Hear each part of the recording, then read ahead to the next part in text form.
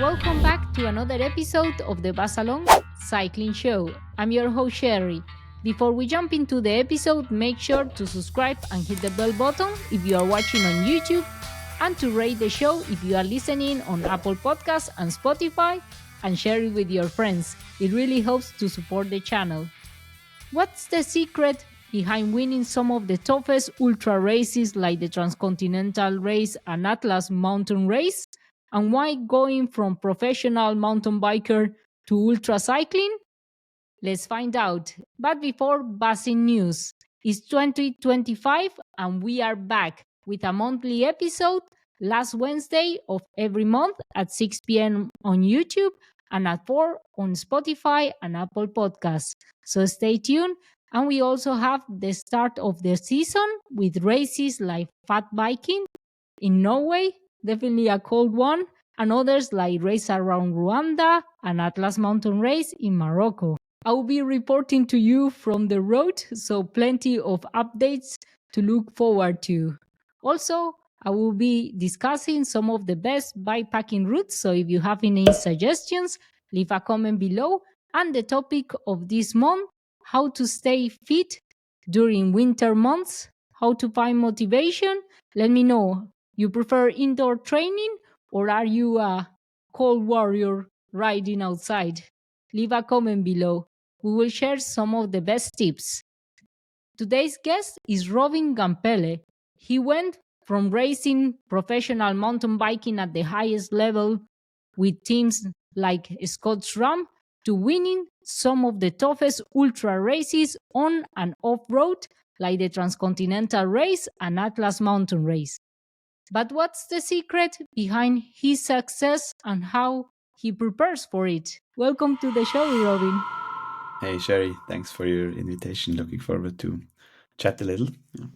Yeah, really cool to have you in the show. Wow. I remember last time we saw each other was at the end of the Transcontinental race. It was like a really impressive win. Yeah, such a tough race. I mainly remember meeting you when I was barely able to walk. So now it's a more relaxed situation. Yeah, exactly. And I'm wondering, let's rewind a little bit. Why going from professional mountain biking to ultra cycling? Why? What drove you to it? Maybe let me explain a bit further. Maybe I would not say that you said I raced at the highest level of mountain biking. I would not say it was like the highest level, but it was maybe the highest level of youth mountain biking. Mm-hmm. So or just what is it? I missed the correct word, but just I was just a young guy which was quite talented and was trying to make his way to the very top, and this didn't quite work out, like not completely. So I just stopped one day, and then a few, let's say, years later, I noticed that still I love cycling quite a bit, and Mm-hmm. and yeah, ended up with that kind of stuff that I do now. Basically, it was not a straight transition. I also did some, you might know this, retro-crit racing before, on Mm-hmm. fixed gear bicycles. So this was a bit of a detour before I ended up with ultras. And it maybe also shows that I'm just quite interested in like all the facets of cycling in general. Mm-hmm. And yeah, that's just how I ended up here now. Yeah, I remember you saying like you did some fixed gear like bikepacking trips before you went on to signing up for the Transcontinental. Do you think that is one of the reasons why you decided to sign up for this race, or why going straight to this really big challenge? Yeah, it's quite funny. People like you always remind me of the correct story. So basically, yes, when I did fixed gear crit racing, we as friends, it was a group of like 3, 4, 5 people. We did a lot of bikepacking with fixes, like you mentioned. We just rode to every European city that you could imagine, starting from Mm-hmm. our hometown, Aarau. And there, I just noticed that being awake for a long time, being on the bike for a long time, being dirty, feeling dirty, is something that suits me quite well. And yes, that's why I signed up, or let's also say why my friends talked me into signing up for especially Transcontinental, which back then also was let's say even more than a synonym for ultracycling. It was the single race I even knew about. So it was Mm-hmm. not a conscious decision of doing Transcontinental, but rather that's the race that exists, and there's nothing else in my idea of ultracycling. Mm-hmm. And you went back to doing it 3 times, and I think you said something like the first one was the test, then kind of the uh, practice, or and then the winning. yeah, There was yeah. a really nice quote you said. I It remember. was yes, the experiment, the defeat, and then finally the win. Wow, that's so Yeah. epic. Yeah, that's an Yeah. epic quote. But what's behind it? So the first one was the experiment, and then what drove you into like this ambition of that one day you wanted to win the transcontinental race? I mean, you put a lot of effort into it, and I remember you talking about the preparation, especially for this year's edition. Also, watch your video about how you prepared, and you really put some serious timing into it. What's the motivation behind it? Well, I'd say, yeah, the first one definitely was an experiment, and I would also say that this experiment escalated quite a bit. Mm-hmm. Um, let's say I always was quite ambitious, even with that experiment edition with TCR number Mm-hmm. 8. I always wanted to be super quick. I always wanted to see what's possible. And yeah, the difference was just that at the very first time, there was no pressure at all.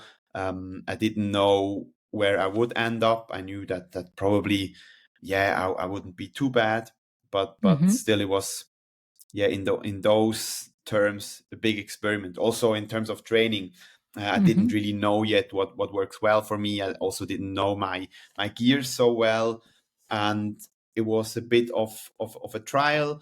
And I think it culminated in my interest in just lighting up the whole field somehow. I really went full gas from the gun for the Mm-hmm. first 4 or 5 days.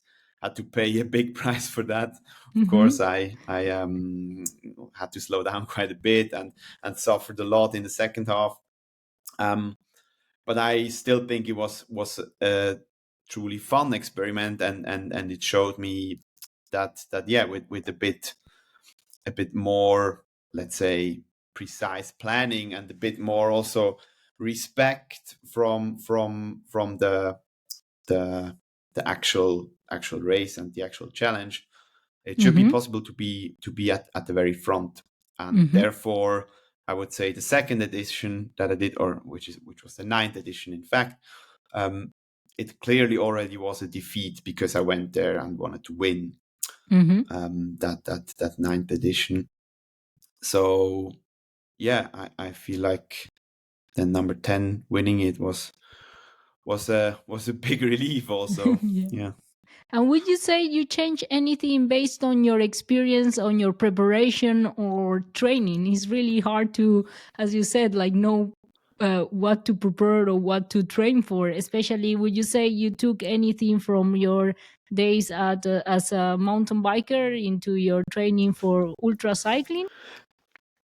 Yeah, for sure. I would say one thing that still helps me until today is my surrounding, the people around me. So Mm-hmm.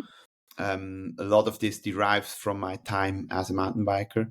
For example, I'm a good friend with Yannick Giger, who is the mechanic of Scott's Ram, the team I rode for during 2 years. He's also the mechanic of Nino Schurter. It's also a reason why I work closely with Scott, probably.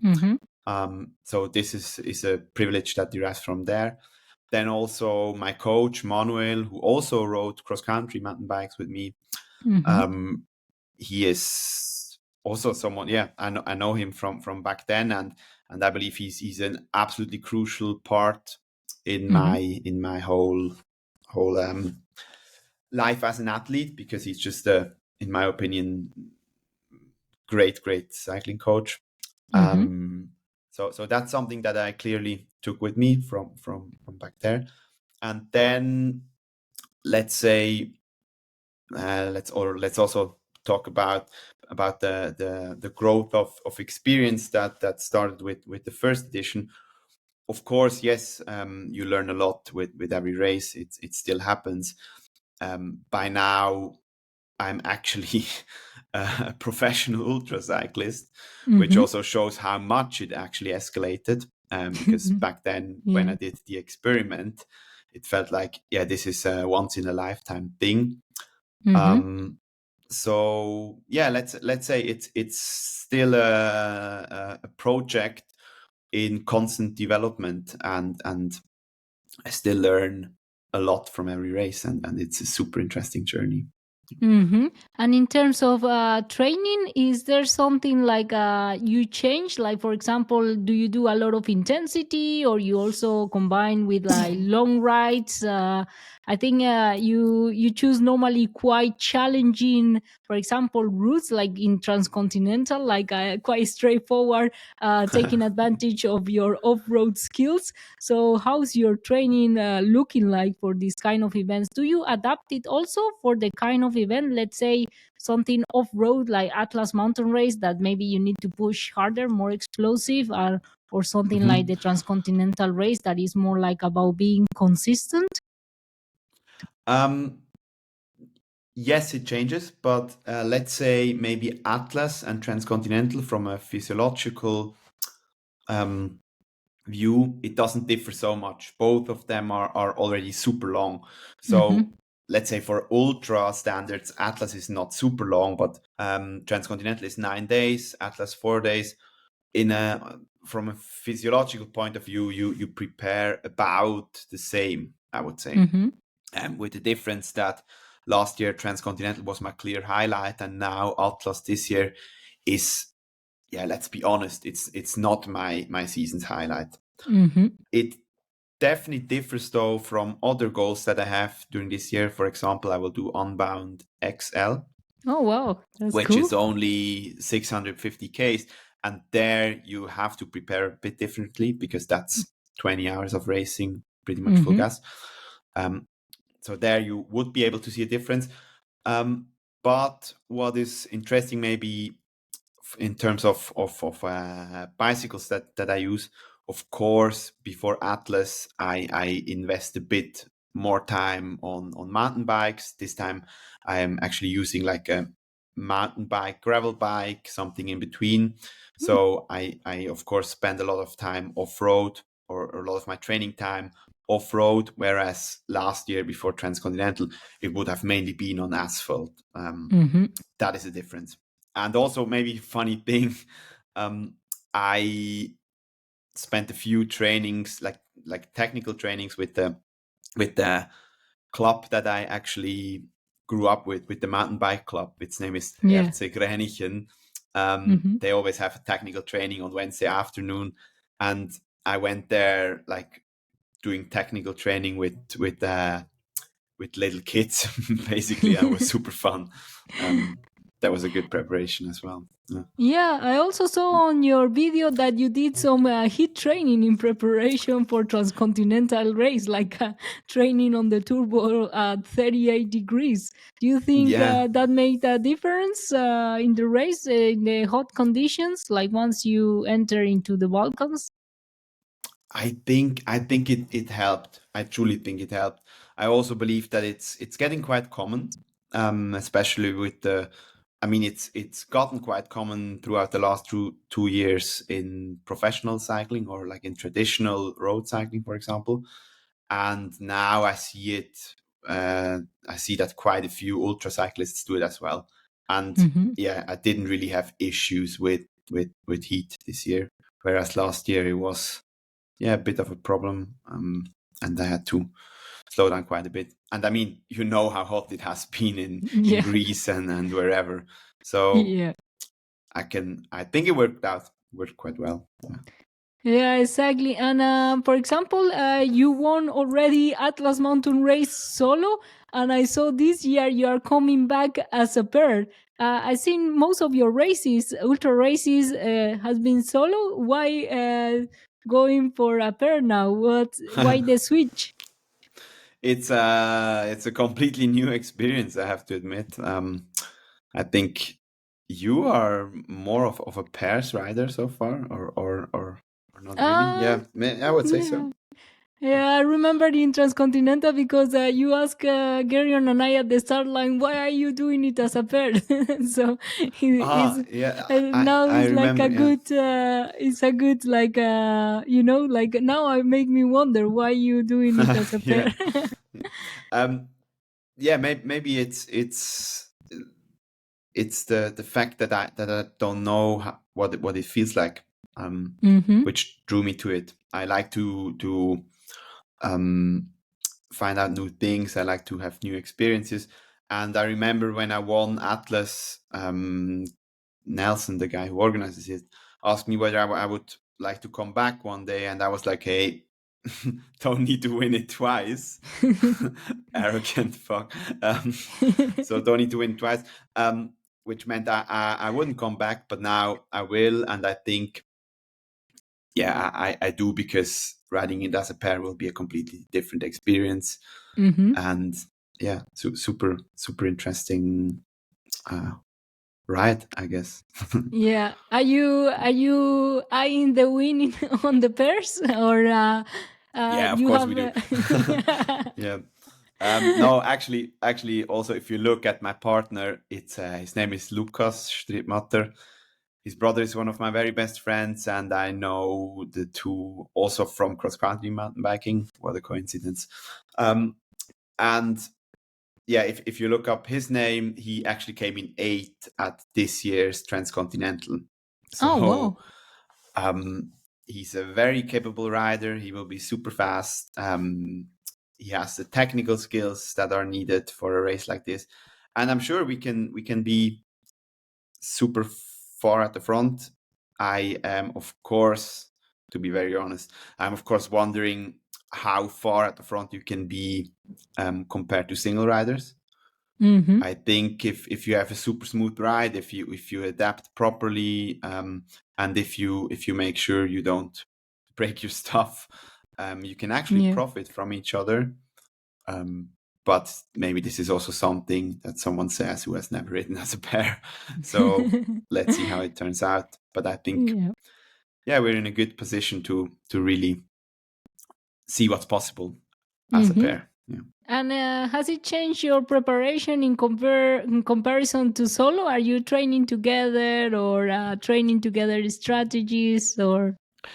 Yeah, we do spend a bit of time together on the bike. That is, I think that makes sense.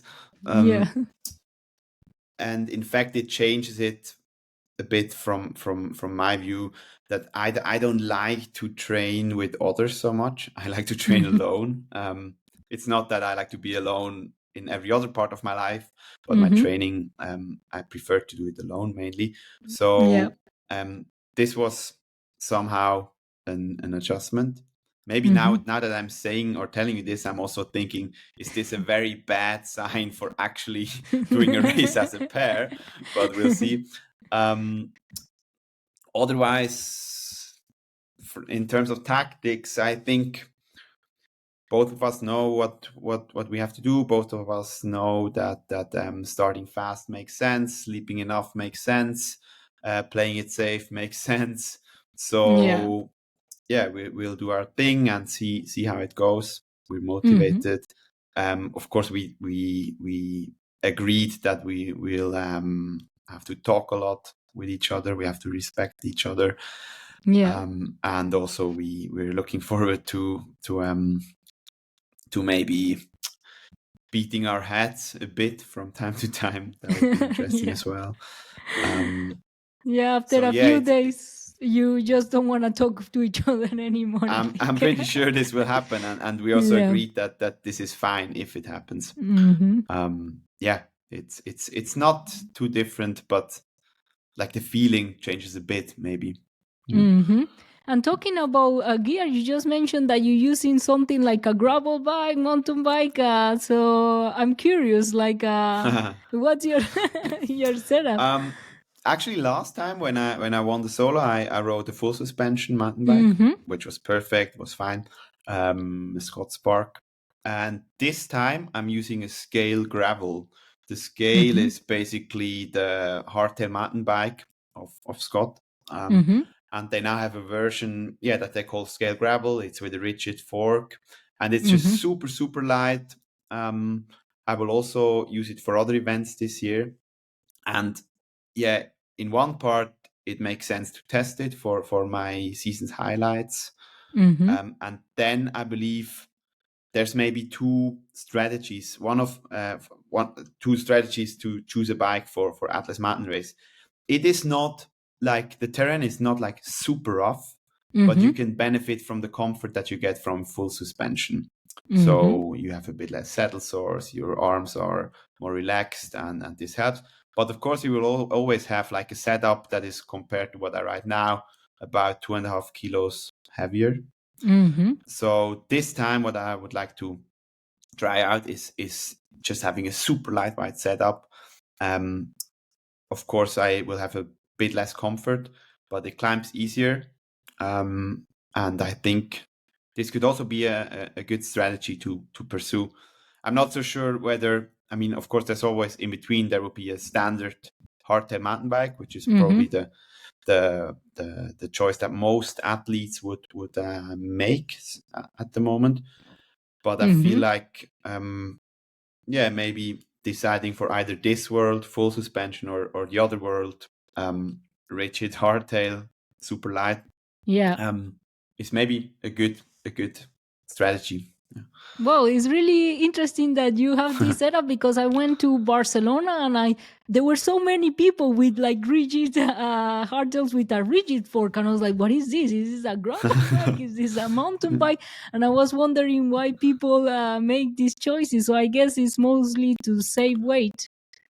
I think so, and also you save a bit of risk of defect. Of Mm-hmm. course, you can break your front fork, but then again, that's not that Yeah. terrible. Probably, Yeah. yeah, it's weight.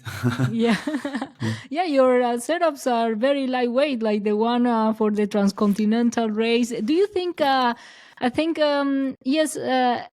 You should raise a setup that works for you, but I notice especially off-road events like weight makes a massive difference. Will you say you found the same? For example, in Transcontinental, it's kind of flat and very long, but then you don't have these steep gradients at times that if you have a really like heavy setup, you might not be able to ride it.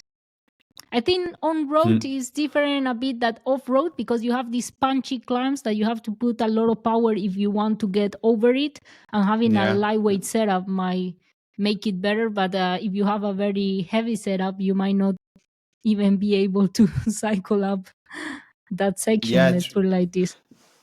true. I believe that first there's always also the issue of your actual gear ratio, of course. Yeah. Um, but yeah, it's mainly the approach that I choose for this time. Super Mm-hmm. light setup.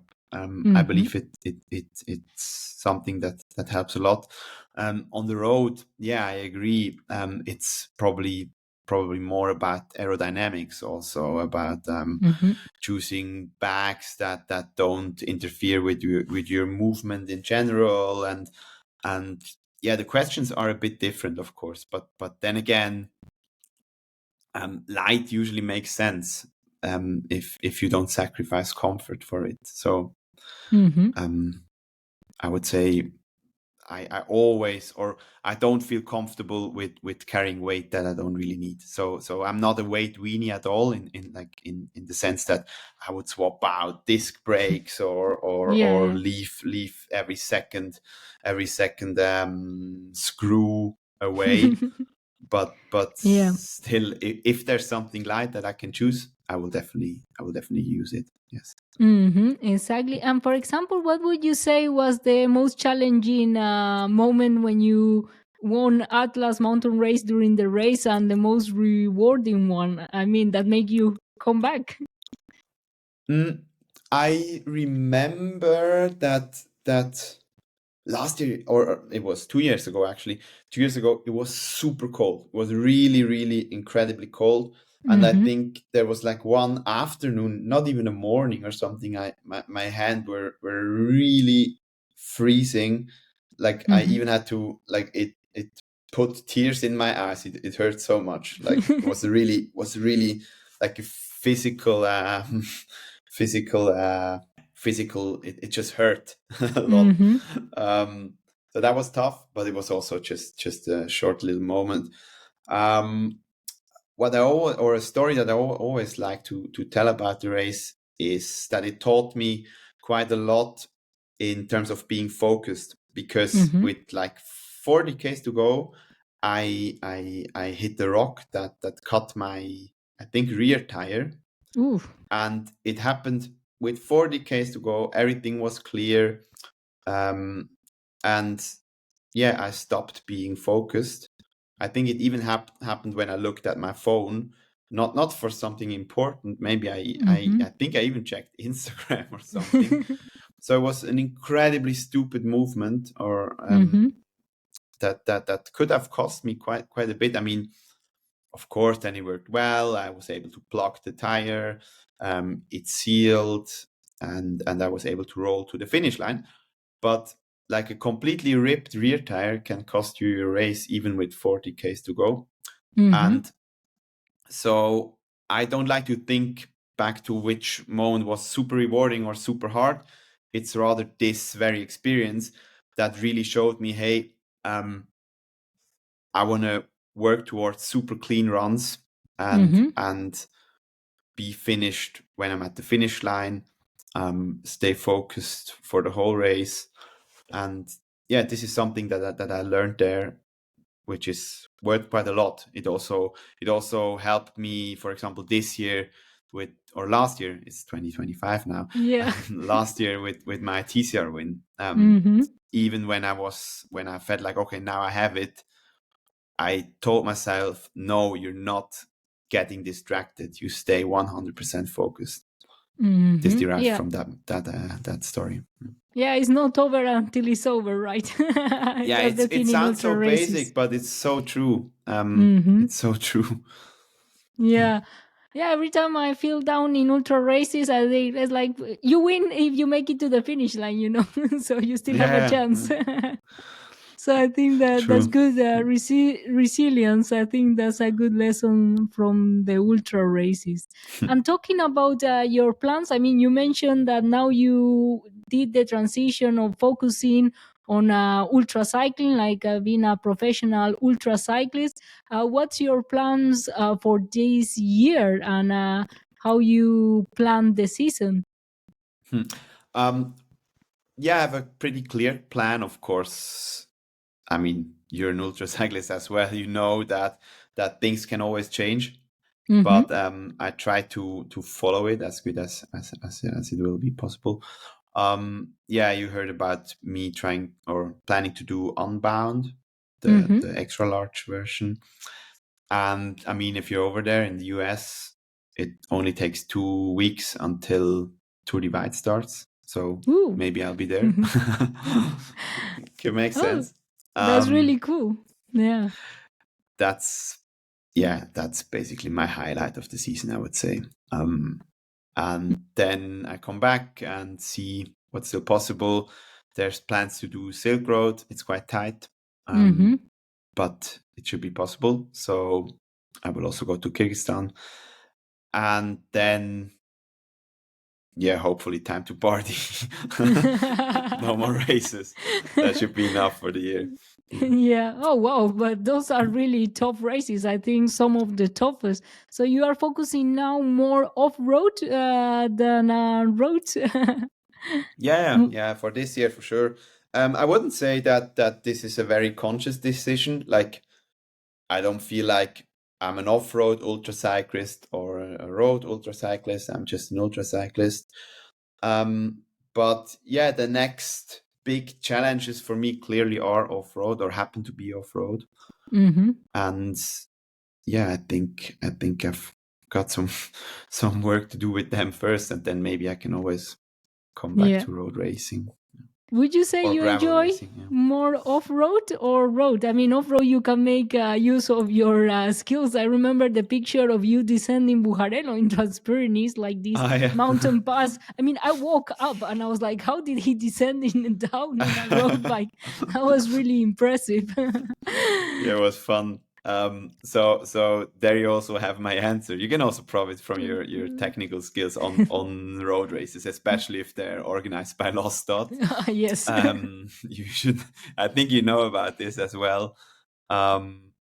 So yeah, it's of course it feels like, of course I feel home on a mountain bike, but by now I don't really care if it's a gravel or a mountain or a road bike. It's just bicycles. I like to ride them. I like to ride them for a long time, and it's more about the race that I'm interested in, and I Mm-hmm. don't choose races like filtering them by mountain bike or filtering them by gravel or road. I just look what I'm interested in, and then they require a certain bike. Mm-hmm. And for example, most of the races are also fixed course. So you did in the past a lot of self-routed, like Transcontinental and Transpyrenees. Would you Mhm. say which one would you say you enjoy more, or is there any preference? Do you enjoy also the aspect of like planning a route, or you prefer maybe the predictability of a fixed course and focusing on racing? Um, Again, it depends a little. I mean, for me, it's not a secret that for me Transcontinental is the race in Mm-hmm. general in the whole ultra calendar. Not everybody will agree, but that's also fine. But there, I feel like the concept is so striking. Just cross the continent from west to somewhere down in the east. Basically, plan whatever or go through wherever you'd like to, and make sure that you're fast. I think this is just genius. Mm-hmm. So yeah, and of course this involves self-routed racing, self-planning, but the process of actually planning a route is not something that I am naturally comfortable with. It's really Mm-hmm. something that I have to push myself to do. Mm-hmm. So the comfort of signing up for a race with a fixed route is of course way higher, and Yeah. yeah, it helps also to focus on other aspects. So let's say maybe for big highlights, I don't mind if they're self-routed. Is it the correct word? Like, or Yeah, free route yeah, races? yeah. Yeah, I don't really mind that. But let's say if races are rather small, rather